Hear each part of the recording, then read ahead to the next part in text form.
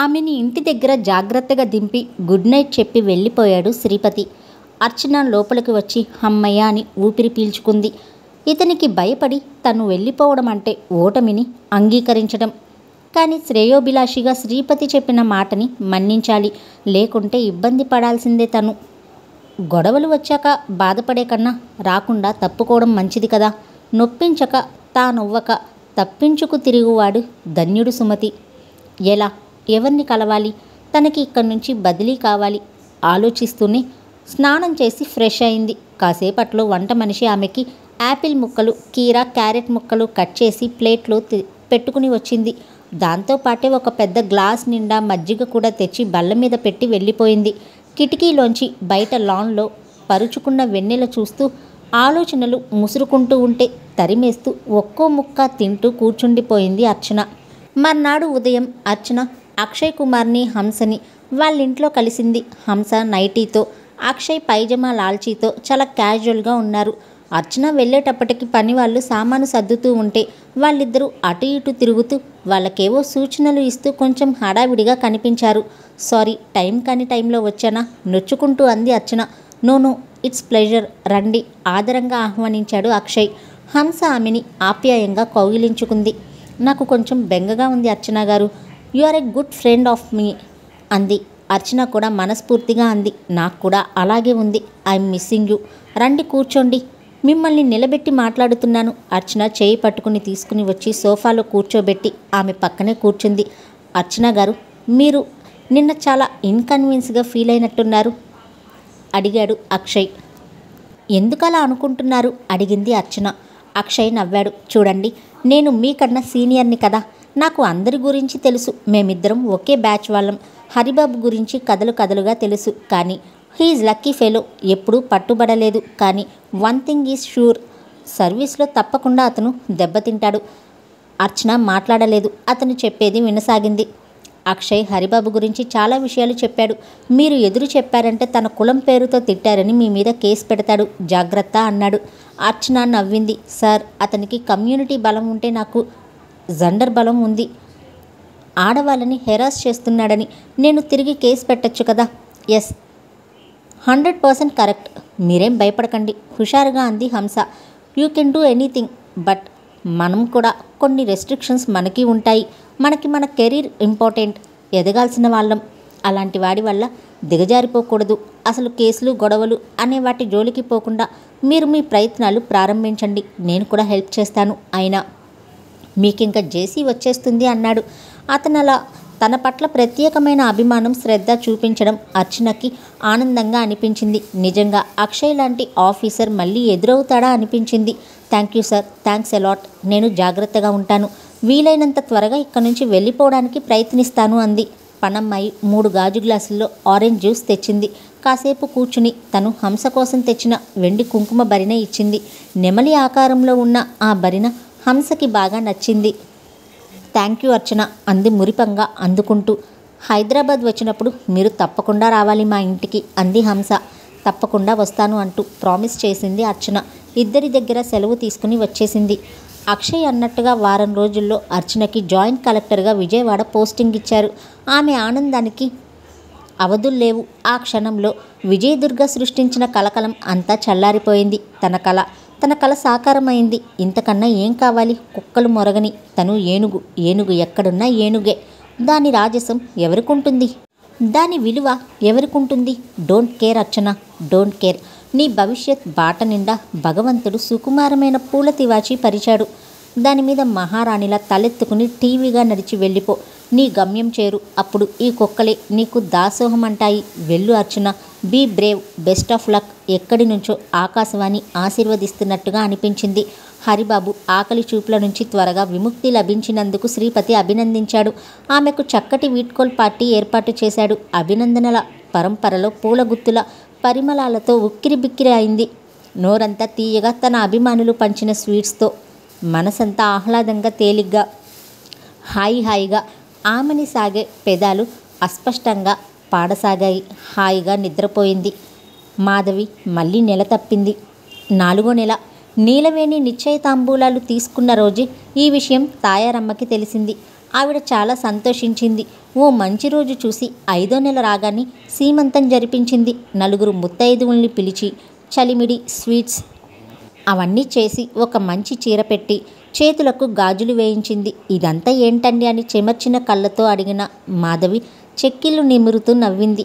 నీ దగ్గర నాకు ఆడపిల్లలు లేని లోటు తీర్చుకుంటున్నానమ్మా అంది. మాధవి మనసు ఆర్ద్రమైంది. ఎంత మంచిది ఈమె అనుకుంది. శ్రావణ మాసంలో ముహూర్తం. ఇంకా 20 రోజులుంది పెళ్లికి.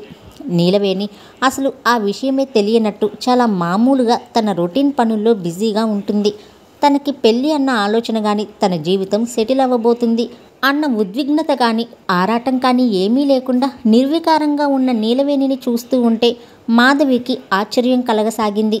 ఓ రోజు అడిగేసింది. గార్డెన్లో కూర్చుని తాయారమ్మ మాధవి మాట్లాడుకుంటున్నారు.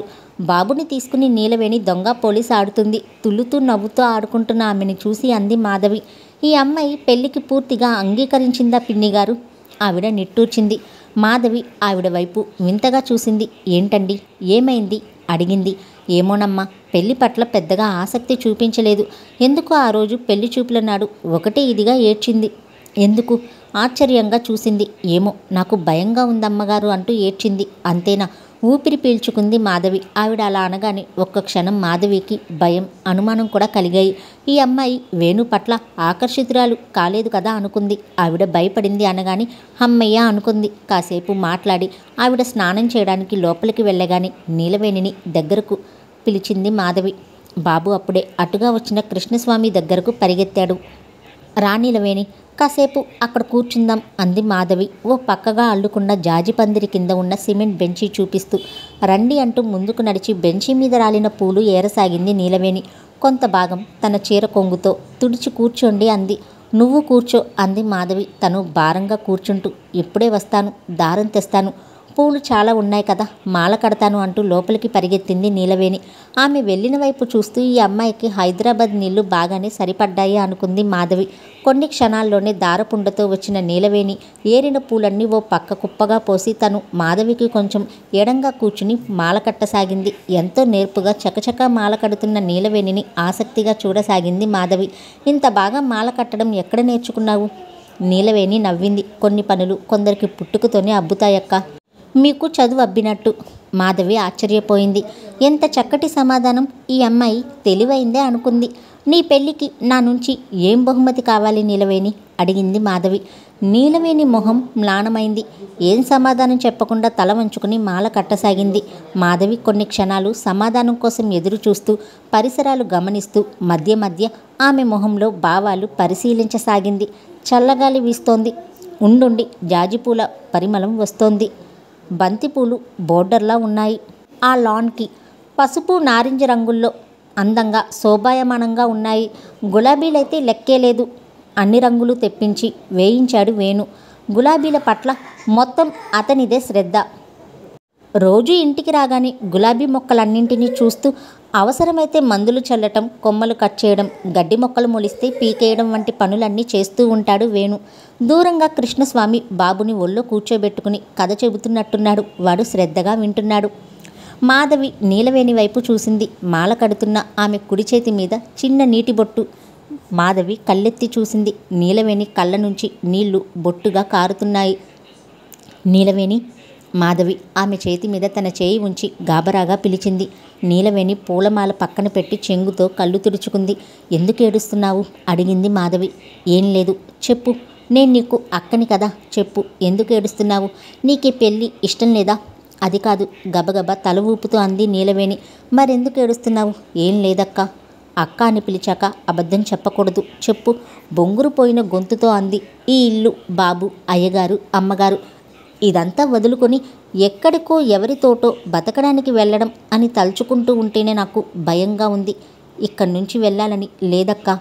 మాధవి అమ్మయ్య అన్నట్టుగా గట్టిగా ఊపిరి పీల్చుకుని అంది. పిచ్చిదానా, కనీ పెంచిన తల్లిదండ్రులను, రక్తం పంచుకు పుట్టిన వాళ్ళను కూడా వదిలి అత్తగారింటికి వెళ్లాల్సిందే ఆడపిల్లలు. అలాంటిది ఏదో కొంతకాలం వీళ్ళింట్లో ఆశ్రయం పొందిన నీకు వాళ్ళ పట్ల అంత మమకారం, ఆపేక్ష ఉంటే ఎలా? కానీ అక్కడ వాళ్ళు ఎలాంటోళ్ళో ఏంటో నాకేం తెలీదు. నాకు నలుగురిలో మాట్లాడడం, ప్రవర్తించడం కూడా రాదు. అదే వస్తుంది. 4 రోజులు వాళ్ళతో గడిపితే నీకు ఎలా మాట్లాడాలి, ఎలా ప్రవర్తించాలి అనే విషయం తెలుస్తుంది. అదేం కోర్సా, చదువుకోవాలి, బట్టి పట్టాలి అనుకోవడానికి. కానీ ఏంటో అంది నీలవేణి నిరాశగా. అంతా నీ భయం. ఇది నీకే కాదు, పెళ్లి చేసుకునే అమ్మాయిలందరికీ ఇలాగే ఉంటుంది. కాబట్టి అంతా మర్చిపోయి హాయిగా ఆనందంగా ఉండు. పెళ్ళి 2 రోజులు ఉందనగా నీకు మెహందీ పెట్టిస్తాను. నా ఫ్రెండ్ ఒక అమ్మాయి ఉంది, తను చాలా బాగా పెడుతుంది, సరేనా? నీలవేణి చెయ్యందుకుని అంది మాధవి. తల ఊపింది నీలవేణి. మళ్ళీ మాల చేతికి తీసుకుని ఇంకా కొన్ని పూలు కట్టి ఆ మాల మాధవికి ఇచ్చింది. థ్యాంక్ యూ అంటూ ఆ మాల అందుకుని జడలో తురుముకుంది మాధవి. మరో చిన్న ముక్క తనకి, తాయారమ్మకి కట్టి లోపలికి వెళ్దామా అంది నీలవేణి ముసురుకుంటున్న చీకట్లు చూస్తూ. పద అంటూ లేచింది మాధవి. పెళ్లి వారం ఉంది అనగా జరిగింది ఆ సంఘటన. కృష్ణస్వామి రోజులాగే ఆ రోజు కూడా 5ంటికే లేచి కాలకృత్యాలు తీర్చుకుని స్నానానికి వెళ్ళాడు. ఇంతలో హఠాత్తుగా వినిపించింది ఆయన గొంతు, అమ్మా అంటూ గట్టిగా. అప్పటికే తాను లేచి వాకిలి ఊడుస్తున్న నీలవేణి ఆయన పిలుపుకి చీపురు కింద పారేసి ఒక్క ఉదుటున పెరటి వైపు వెళ్ళింది.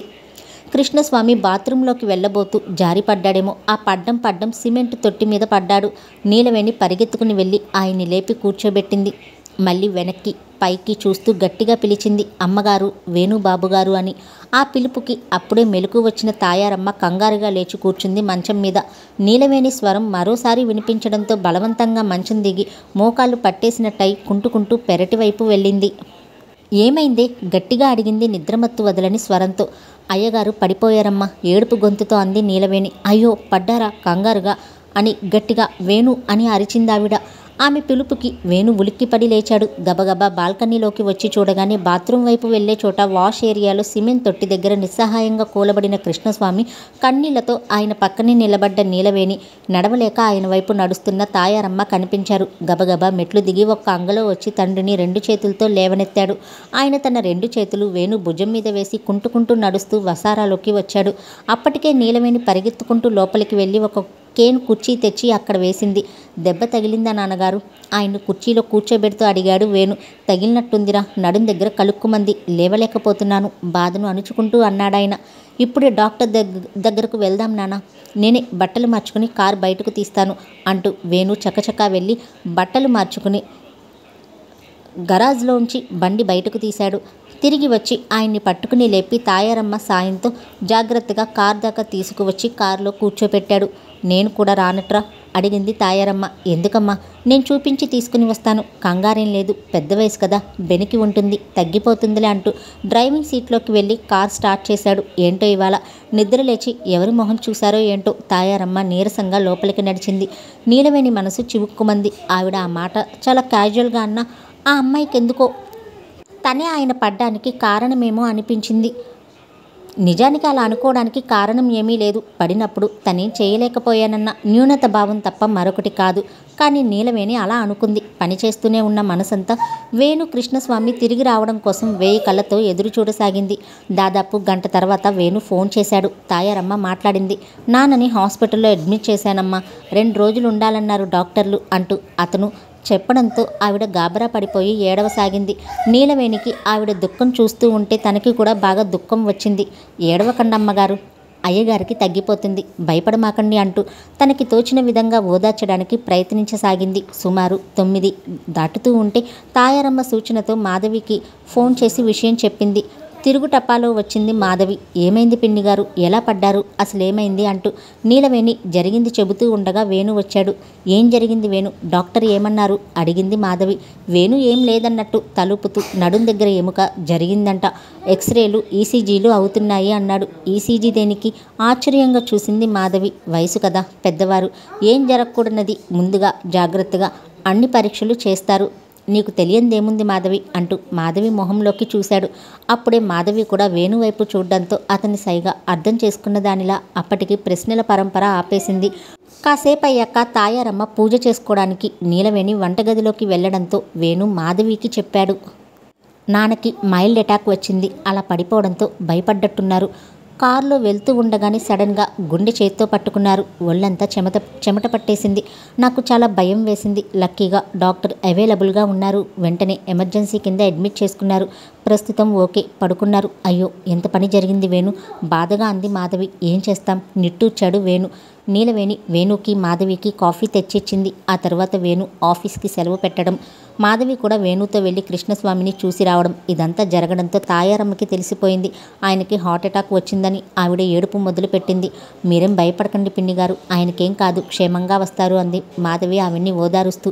ఏమో తల్లి, ఏడుకొండలవాడి దయ, ఆయన క్షేమంగా ఉండాలి. ఉంటారన్నాగా, నా మాట నమ్మండి అంది మాధవి అభయం ఇస్తున్నట్టుగా. అయితే ఆమె మాట నమ్మే లోపలే ఆయనకి మరోసారి అటాక్ రావడం, క్షణాల్లో ఆయన ప్రాణాలు అనంత వాయువుల్లో కలిసిపోవడం జరిగింది. కళ్యాణం జరగాల్సిన ఇంట్లో విషాదం కమ్ముకుంది. కృష్ణస్వామి జీవితంలో మొదటిసారిగా అస్వస్థుడై హాస్పిటల్ పాలు కావడం, అదే ఆఖరిసారై శాశ్వతంగా కన్నుమూయడం జరిగిపోయింది. మాధవిని, తాయారమ్మని, నీలవేణిని ఓదార్చడానికి వేణు చక్రవర్తి గాంభీర్యం నటించాల్సి వచ్చింది. కానీ వేణు గుండెల్లో బడబాగ్ని రగలసాగింది. నాన్నలేరు అని తలుచుకుంటే అతనికి ప్రపంచం శూన్యంగా అనిపించసాగింది. నాన్నలేరా? మరోసారి అలా పదే పదే తనని తాను ప్రశ్నించుకుంటూ కన్నీళ్లు కార్చలేక, గుండెల్లో సుడులు తిరుగుతున్న సుడిగుండాలను తట్టుకోలేక సొమ్మసిల్లిపోయాడు. బ్యాంకులో వాళ్లతో పనిచేసే మరికొందరు స్నేహితులు, ఊరు నుంచి వచ్చిన బంధువులు, స్నేహితుల సమక్షంలో మర్నాటికల్లా వేణుతో దగ్గరుండి కార్యక్రమాలు జరిపించాడు చక్రవర్తి. మాధవి కొంచెం మనసు దిట్టవు చేసుకుని తాయారమ్మకి తానే ఓ తల్లై ఓదార్చసాగింది. ఎవరు ఎలా ఎంతగా ఓదార్చినా 40 ఏళ్ల వైవాహిక జీవితంలోని అనుబంధాన్ని 24 గంటల్లో మర్చిపోవడం సాధ్యమా? అలా సాధ్యమైతే ఈ అనుబంధాలకు అర్థమేంటి అనుకున్నాడు చక్రవర్తి. వారం రోజుల్లో జరగాల్సిన నీలవేణి పెళ్లి వాయిదా పడిందన్న సంగతి కూడా ఎవరికీ గుర్తు రాలేదు. పెళ్లివారు ఫోన్ చేస్తే తప్ప విషయం తెలిసిన పెళ్లివారు వెంటనే వచ్చారు. జరిగిన దానికి చాలా బాధపడ్డారు. పెళ్లి నిరవధికంగా వాయిదా పడింది. తిండి నీళ్లు లేక కన్నీళ్లతో వేదనతో చిక్కి శల్యమైపోయింది తాయారమ్మ 10 రోజులకే. ఇప్పుడే మళ్ళీ నీలవేణి పెళ్లికి ముహూర్తం పెట్టి ఆమెని సగౌరవంగా సాగనంపటానికి ఏర్పాట్లు చేయడానికి ఎవరూ లేరు. తండ్రిలా ఆదరించిన కృష్ణస్వామి కనుమరుగయ్యాడు. తల్లిలా అక్కున చేర్చుకున్న తాయారమ్మ పుట్టెడు దుఃఖంతో గుండెల్లో 7 సముద్రాలను నింపుకుంది. వేణుకి తన గురించి తానే ఆలోచించుకునే శక్తి కూడా నశించిపోయింది. బాబుని చూసుకుంటూ తాయారమ్మని కళ్ళల్లో పెట్టుకుని కాపాడుతూ మధ్య మధ్య గుండె పగిలేలా ఏడుస్తూ కాలం వెళ్లదీస్తోంది నీలవేణి. మాధవి దాదాపు ప్రతిరోజు బాబుని స్కూల్కి, చక్రవర్తిని బ్యాంకుకి పంపించి వచ్చి తాయారమ్మ దగ్గరే ఉంటోంది. తనకు చేతనైన విధంగా ఆవిడకి ధైర్యం చెబుతూ, నచ్చజెబుతూ, దగ్గరుండి భోజనం తినిపించడం, కాసేపు పిల్లల కబుర్లు చెబుతూ ఆహ్లాదపరచడానికి ప్రయత్నిస్తూ సాయంకాలం వరకు ఆవిడ్ని కనిపెట్టుకుని ఉంటుంది. ఇప్పుడు ఇంట్లో పని, బాబు పని, వంట పని మొత్తం నీలవేణి భుజస్కంధాలపైన పడింది. దానికి తోడు విషాదం మూర్తీభవించి నిద్రాహారాలకు దూరమైన తాయారమ్మ బాధ్యత. వేణుకి క్యారేజ్ సర్ది డైనింగ్ టేబుల్ మీద పెట్టేస్తుంది. డ్రైవర్ తీసుకువెళ్ళి కారులో పెట్టేస్తాడు. వేణు సగం మాత్రం తింటాడు, మిగతాది అలాగే వదిలేస్తాడు. ఉదయం బ్రేక్ఫాస్ట్ ఏం తింటాడో తెలియక ఏం అని అడిగితే ఏమంటాడో అనే భయంతో నీలవేణి సందిగ్ధంగా గడుపుతూ ఒకరోజు మాధవితో అంది. అక్క, వేణుబాబుగారు ఉదయం ఏం తింటారో అడిగి చెప్తావా? పాపం నేను ఆయనకి ఏం టిఫిన్ చేయడం లేదు. మాధవికి జాలేసింది. ఇంట్లో పెద్ద దిక్కులైన వాళ్ళలో ఒకరు పోయారు, ఒకరు మానసికంగా ఈ లోకంలో లేరు. వేణుతో మాట్లాడదు. ఈ అమ్మాయికి ప్రస్తుత పరిస్థితి అగ్ని పరీక్ష లాంటిది. సన్నగా నిట్టూర్చి అంది. వాళ్ళ బ్యాంకులో క్యాంటీన్ ఉంటుందిలే వేణి, నువ్వేం ఇబ్బంది పడకు. ఆకలిస్తే అక్కడ తింటాడు. ఇంకొక నెల రోజులు గడిస్తే అన్నీ సర్దుకుంటాయి. ఆమె అన్నట్టుగానే నెలలు గడిచి మొదటి నెల మాసికమయ్యాక వేణులో కొద్దిగా మార్పు వచ్చింది. తాయారమ్మ కూడా ఏడుస్తూ పడుకోకుండా లేచి తిరగడం, మధ్య మధ్య వంటగదిలోకి వచ్చి వేణుకేం కావాలో చూడడం, ఎక్కువసేపు పూజ చేసుకోవడం చేస్తోంది. మధ్యాహ్నం నీలవేణి ఆవిడ తింటేనే తను తింటానని అన్నం తినకుండా మారం చేస్తూ ఉండడంతో తప్పనిసరిగా ఎంగిలి పడుతోంది. ఇదివరకు మధ్యాహ్నాలు కాసేపు పడుకునే ఆవిడ ఇప్పుడు అలా కూర్చుని శూన్యంలోకి చూడడం, లేదంటే బాబా జీవిత చరిత్ర తీసుకుని పారాయణం చేస్తూ కూర్చోవడం, లేదంటే జపమాల తీసుకుని జపం చేసుకోవడం చేస్తోంది. ఇది వరకులా నీలవేణితో ఆ కవురు ఈ కవురు చెప్పడం లేదు. బాబుతో కాసేపు ఆడుకుంటుంది. వాడు ఇప్పుడు ఆవిడ దగ్గరే పడుకుంటున్నాడు. ఆ ఒక్క మార్పు నీలవేణికి బాధ కలుగజేసింది. వాడు పక్కన లేకపోతే నీలవేణికి ఏదో లోటుగా అనిపించసాగింది. తనకు తోచిన కథలేవో చెబుతూ వాణ్ణి నిద్రపుచ్చి, నిద్రపోతున్న వాడి ముద్దు మొహం చూస్తూ ఏదో అలౌకిక ఆనందం పొందుతూ ఉండేది. అదిప్పుడు దూరమైంది. ఏదో ఒంటరితనం, దిగులు కమ్మేయసాగింది. కృష్ణస్వామి మరణంతో నీలవేణిలో అనూహ్యమైన అభద్రతాభావం చోటు చేసుకుంది. ఇంక నా భవిష్యత్ ఏంటి, నేనేం చేయాలి, నేనెక్కడుండాలి అనే ఆలోచనలు ఆమెని కుదిపేస్తున్నాయి. పగలంతా ఆ పని ఈ పని చేసుకుంటూ ఆలోచనలు తరిమేస్తున్న రాత్రి కాగానే ఒంటరితనం భూతంలా భయపెడుతూ ఉంది. ఆమెకి పెళ్లి వాయిదా పడిందన్న దిగులు కానీ బాధ కానీ లేదు. కానీ తన భవిష్యత్తు గురించిన ఆలోచనలు మొదటిసారిగా ఆమె మనసులో నిండిపోయి అశాంతిని కలుగచేస్తున్నాయి. తండ్రి లాంటి కృష్ణస్వామి మరణించడం, తాయారమ్మ విషాదంలో పడ్డం, ఆమెకి ఇది వరకటి ఆప్యాయత అభిమానం లభించడం లేదు. ఇప్పుడు బాధ్యతలు బాగా ఎక్కువైనాయి. కానీ ఏదో కోల్పోయిందనిపిస్తోంది. కొత్తగా ఈ మధ్య నీలవేణికి వేణు పట్ల సానుభూతి కలగసాగింది. ఏం తింటున్నాడో ఏం చేస్తున్నాడో తెలియడం లేదు. తననేమీ అడగడు. అతనికి ఏమి ఇష్టమో ఏం చేయాలో తనకి తెలియదు. ఇన్నేళ్లలో వేణుతో తను మాట్లాడిన మాటలు వేళ్ల మీద లెక్క పెట్టవచ్చు. అలాంటిది మీకేం కావాలి, ఏం చేయను అని అడిగే సాహసం ఆమెకి లేదు. తననేమీ అడగడు. అలా అని ఏదో ఒకటి తింటాడులే నాకెందుకు అని కూడా అనుకోలేకపోతుంది.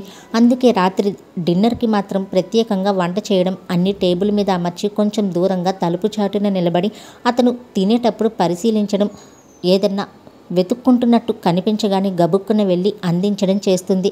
అలా చేయడంలో ఆమెకేదో ఆనందం కలుగుతుంది. ఆ ఆనందంలో కృతజ్ఞత తప్ప మరో భావం లేదు. ఏది ఏమైనా నీలవేణి సేవలు ఆ ఇంటికి ఇప్పుడు కావాలి. ఆ మనుషులకి ఆమె అవసరం ఉంది. అందుకే ఆమె పెళ్లి గురించి ఆలోచించడం లేదు. ఒక్క మాధవి మాత్రమే మధ్య మధ్య అనుకుంటూ ఉంటుంది, ఏంటి అమ్మాయి జీవితం ఇలా అర్ధాంతరంగా ఆగిపోయింది, ఎవరు ఈమె సంగతి ఆలోచించరా అనుకుంటుంది. మళ్ళీ తనకు తానే ఆలోచించడానికి ఏముంది, పెళ్లి చేయాలి, అందుకు ముహూర్తం చూడాలి. కానీ ఇంట్లో అశుభం జరిగాక ఏడాది వరకు శుభకార్యం చేయకూడదు అంటారు. మరి ఏం చేయాలి? అలా అనుకుంటూ ఉండగానే మాధవికి నెలలు నిండాయి. ఈసారి పురుడు తన చేత్తో పోస్తానన్న తాయారమ్మ ఇప్పుడు ఆ శక్తి లేని దానిలా నిస్సహాయంగా ఉంది. మాధవి తల్లి వచ్చి ఆమెని పుట్టింటికి తీసుకుని వెళ్ళిపోయింది. వెళ్ళేటప్పుడు మాధవి తాయారమ్మకు తనకు తోచిన విధంగా కొన్ని ఓదార్పు మాటలు చెప్పి మనసు దిట్టవు చేసుకుని మామూలు ప్రపంచంలోకి రమ్మని, బాధ్యతలు అప్పగించి తన ఫోన్ నెంబర్ ఇచ్చి ఏదైనా అవసరం ఉంటే ఫోన్ చేయమని చెప్పి వెళ్ళింది మాధవి. నీలవేణి కళ్ళల్లో నీళ్లు తిరిగాయి. మౌనంగా తలూపి ఆమెకి వీడ్కోలు పలికింది. ఇప్పుడు నీలవేణికి మరీ భయంగా అనిపిస్తోంది. ఎలా ఈ ఇంటిని, ఈ ఇంట్లో మనుషుల్ని కాపాడాలి? ఈ ఇంట్లో తన బాధ్యత ఏంటి? ఎంతవరకు? వంట చేయడం, బాబుకి తినిపించడం, తాయారమ్మని బతిమాలి కొద్దిగా తినేలా చేయడం, వేణుకి క్యారియర్ సర్ది ఇవ్వడం. ఆ తర్వాత తను తినాలంటే భయం వేస్తుంది. తను తినేటప్పుడు ఎవరన్నా చూస్తారేమో, ఏమన్నా అనుకుంటారేమో అనిపిస్తుంది. ఇంతకాలం ఇంట్లో ఎలా తిరిగినా వంటగదిలోకి వెళ్ళడానికి బెరుగ్గానే ఉండేది. ఇప్పుడు వంటగది మొత్తం నీలవేణి అధీనంలోకి వచ్చేసింది. ఏం చెయ్యాలో ఎలా చెయ్యాలో అంతా అయోమయం. ఎలాగోలా వంట చేసేసి బయటపడిపోతుంది. వండిన పదార్థాలన్నీ డైనింగ్ టేబుల్ మీదకి చేర్చి ఊపిరి పీల్చుకుంటుంది. ఆ తర్వాత ఇల్లంతా తిరుగుతూ ఏ పని చేసినా ఏమీ అనిపించదు. కానీ వంటగదిలోకి వెళ్ళేటప్పుడే ఎక్కడా లేని వణుకు వస్తుంది. ఇంటి పనితో రోజంతా బొంగరంలా క్షణం కూడా ఖాళీ లేకుండా తిరిగేస్తూ ఉంటే ఏ బాధ ఉండదు. కానీ రాత్రి కాగానే ఏదో భయం, మరేదో దిగులు మనసంతా ఆవరించి నిద్ర కూడా తొందరగా పట్టడం లేదు ఈ మధ్య. ఇటీవల ఆమెలో కొత్త ఆలోచనలు చోటు చేసుకుంటున్నాయి. వాటిలో ఎంతకాలం ఈ ఇంట్లో ఇలా ఉండాలి, ఎంతకాలం ఉన్నా ఈ ఇంటికి తనేమీ కాదు అనే భావన ప్రధానంగా ఆమె మనసుని కుమ్మరి పురుగులా తొలిచేస్తుంది. రేపు తాయారమ్మ గారికి ఏమైనా అయితే తన పరిస్థితి ఏంటి అనిపించగానే నిలువెల్లా వణికిపోతుంది. ఎవరితోనన్నా ఈ విషయాలు చర్చించాలన్నా ఏం చెయ్యాలన్నా ఏమీ తెలియడం లేదు. తనకి ఎవరు తన అనేవాళ్ళు లేరు. మనసులో ఉన్నదేదైనా పంచుకోవడానికి ఎవరూ లేరు. ఇంతకాలం కృష్ణస్వామి గారి ఉన్నప్పుడు ఇంటిల్లపాది తనను ఇంట్లో మనిషిగా చూస్తూ ఉంటే ఇలాంటి ఆలోచనలు రాలేదు. కానీ ఇప్పుడు తాయారమ్మ కూడా మంచం పట్టడంతో ఆమెతో ఆత్మీయంగా మాట్లాడే వాళ్ళే ఎవరూ లేరు. మాధవి అయినా ఉంటే బాగుండేది, తను కొంచెం చదువుకుని ఉంటే ఎంత బాగుండేది అని అనిపించసాగింది. ఇప్పుడు తనేదన్నా చదువుకోవచ్చా? కొద్దిగా తెలుగులో రాయడం చదవడం వచ్చు, పోని కుట్టు పను ఇంకేదన్నా నేర్చుకుంటే. అలాంటి ఆలోచనలతో కొంతకాలం గడిచాక నీలవేణి ఏదో ఒక శుభక్షణం చూసి తాయారమ్మని అడగాలని నిశ్చయించుకుంది. కానీ అలాంటి క్షణాలు ఎన్ని వచ్చినా అడగడానికి ఆమెకి ధైర్యం మాత్రం చాలడం లేదు. నీలవేణికి జీవితం అలా పరాధీనగా గడిచిపోతుండగానే మరికొంతకాలం గడిచింది. ఈలోగా బ్యాంకులో వేణుకి పెళ్లి వాళ్ళ దగ్గర నుంచి ఒత్తిడి మొదలైంది. ఈ సంబంధం క్యాన్సిల్ చేసుకుంటామని కబురు చేశారు. వేణుకి ఏం చేయాలో తోచలేదు. చక్రవర్తిని సలహా అడిగాడు. పెళ్లి కొడుకు తొందరపడుతున్నాడని. నేను మాత్రం ఏం చెప్పగలను వేణు? మీ ఇంటి పరిస్థితి నీకే తెలియాలి. మీ అమ్మగారు మామూలు మనుషుల్లో పడి ఇది వరకులో పని చేయగలిగితే ఆ అమ్మాయిని ఇంకా పెళ్లి చేసి పంపించేయడం మంచిది. ఎందుకైనా మంచిది మీ అమ్మగారిని అడుగు అన్నాడు. వేణు ఆ రోజే తాయారమ్మని అడగడానికి ఆవిడ గదిలోకి వెళ్ళాడు. అక్కడ దృశ్యం చూసి స్తంభించిపోయాడు. తాయారమ్మ తలని ఎడం చేత్తో పైకి ఎత్తి మంచానికి ఆనించి కూర్చోబెట్టింది నీలవేణి. ఆవిడ ఒడిలో దిండు పెట్టి దానిమీద సగ్గుజావ ఉన్న స్టీల్ బౌల్ పెట్టి స్పూన్తో తాగిస్తోంది. ఆవిడ నీరసంగా కళ్ళు మూసుకుని కొద్దిగా నోరు తెరిచి బలవంతంగా తాగుతోంది జావ. ఆ క్షణంలో వాళ్ళిద్దరినీ అలా చూశాక వేణుకి మతిపోయింది. అమ్మకేమైంది ఆందోళనగా అనుకున్నాడు. అప్రయత్నంగా అనేశాడు. అప్పుడు నీలవేణి తల తిప్పి వేణు వైపు చూసింది. కంగారుగా చూపులు తిప్పేసుకుని అమ్మగారికి విరేచనాలవుతున్నాయి అంది. ఎప్పటినుంచి అడిగాడు. ఈరోజు ఉదయం నుంచే నీలవేణి మళ్ళీ చెప్పింది. వేణుకి ఏం చెయ్యాలో ఏం మాట్లాడాలో అర్థం కాలేదు. ఈ సంభాషణ జరుగుతున్నప్పుడు కూడా ఆవిడ కళ్ళు తెరవలేదు. ఓపిక లేని దానిలాగా ఓ పక్కన తలవాల్చి కూర్చుంది. వేణు బయటకు వచ్చేశాడు.